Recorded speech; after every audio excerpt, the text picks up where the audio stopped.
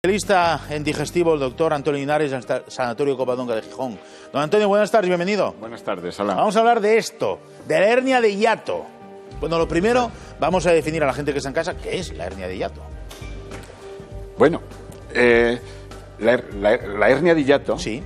se debe a que, bueno, en el diafragma, que es el músculo que Sí. separa el tórax del abdomen, Sí. hay un orificio para la aorta y otro por donde el esófago penetra en el abdomen. Bien. En algunas personas lo que ocurre es que la parte alta del estómago se prolapsa, sube hacia arriba por ese Vale. orificio, Vale. y eso es lo que realmente se define como una hernia hiatal. Has traído unas imágenes y vamos a pedir a nuestros compañeros que las pongan aquí en el videowall.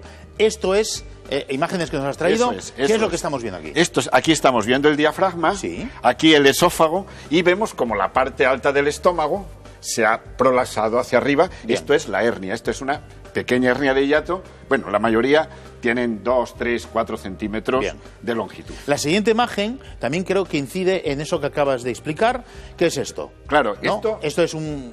Bueno, Esto normal. es el esófago, el diafragma, Sí. el estómago, y esto es para desenmascarar un mito desde hace décadas, que es esa creencia de que hernia de hiato es sinónimo de tener ardor, de tener reflujo. Sí, Y sí. no es así, no es exactamente lo mismo, Sí. porque lo importante es la presión en el esfínter, la presión en la válvula, de forma que hay muchas personas que sin tener hernia les sube gran cantidad de ácido al esófago. Sí. Padecen de reflujo.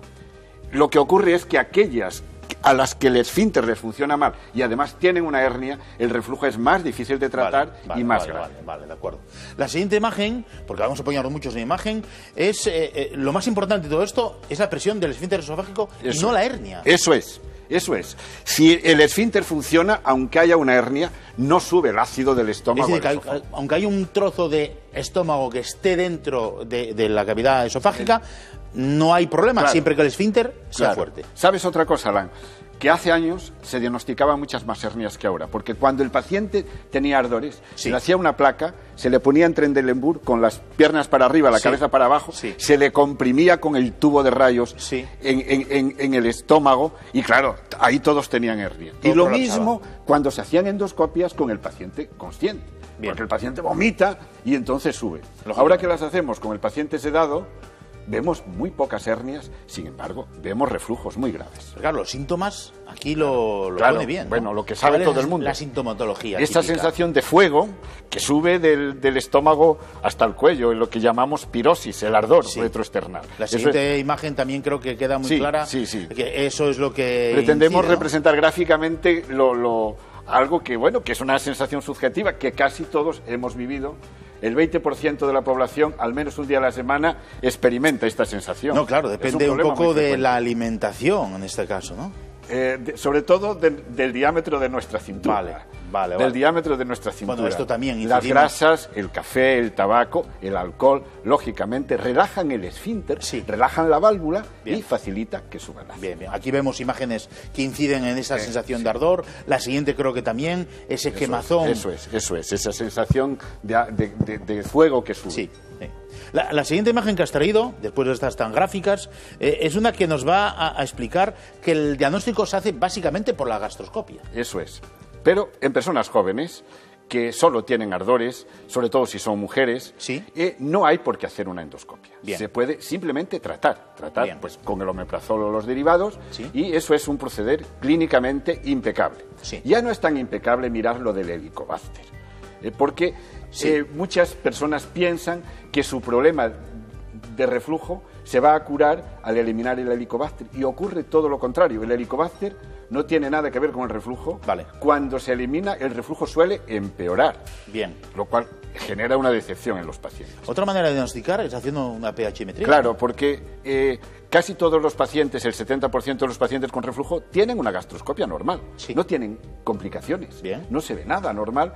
Con este procedimiento, que es una sondita que se deja 24 horas en el esófago, se mide cada 5 segundos el ácido. Y Bien. es el procedimiento. Pero tampoco hay por qué hacerlo en todos los casos, ni mucho menos. Vale. La siguiente imagen que nos has traído es las complicaciones que puede llegar a padecer ese paciente que tiene esa hernia de hiato, con ese reflujo abundante, que produce, lógicamente, una alteración de la mucosa del esófago. Claro, una inflamación, una esofagitis. Pero lo más grave no es eso, ¿no? No, lo más grave no es la esofagitis, que aquí vemos una herida, una erosión producida por el ácido clorhídrico, sino que lo vemos en la siguiente es fotografía. el esófago de Barrett. Sí, que es la siguiente fotografía, y que es esta de aquí. Son estas imágenes en donde cuando hay una herida en el esófago y hay ácido, cuando cicatriza, no cicatriza como mucosa de esófago, sí, cicatriza un parche habitualmente de mucosa intestinal. Intestinal porque Bien. la mucosa del intestino es resistente al ácido y eso se llama metaplasia intestinal. Bien. Y tiene el problema, que es un problema creciente en nuestra civilización, sí, por el aumento del peso, que es que en varones, en mujeres es insólito, pero en varones aumenta un poquito el riesgo de adenocarcinoma de esófago. Vale. Y requiere una vigilancia. Vamos y eso a hay ver, que ¿cuáles tenerlo en son, cuenta. ¿cuáles son los tratamientos para intentar curarse de esa hernia de hiato? La primera la vemos aquí muy claramente. El cambio en el estilo de vida, reducir esto, eso es lo principal, más que el tipo de alimentos, lo que importa es perder peso, reducir el perímetro abdominal. Bien. Y luego el tratamiento esencial es el omeprazol o los derivados del omeprazol. Sí. La enfermedad por reflujo, la hernia de hiato, es la principal indicación de omeprazol en el mundo. Se basa en que bloquea una bomba que es la que bombea desde el interior de las células del estómago a la luz del estómago el ácido clorhídrico. Bien. No tenemos medicamentos para cerrar el esfínter, ni tenemos medicamentos para reducir la hernia, para poner el estómago en su sitio. Sí. El omeprazol es muy eficaz y los derivados para que no exista ácido en el estómago. Bien. Si no hay ácido, no sube. Pero si dejamos de tomarlo, vuelve a subir y el paciente vuelve a tener síntomas y potencialmente agravarse las complicaciones. Tratamiento de mantenimiento imprescindible la mayor parte de los pacientes. Pero ¿puede llegar un momento en que la intervención quirúrgica sea necesaria? Claro, tiene sus indicaciones, es un procedimiento de último recurso, como vemos aquí muy gráficamente, es abrazar el esófago con el estómago, se llama funduplicatura. Y eso corrige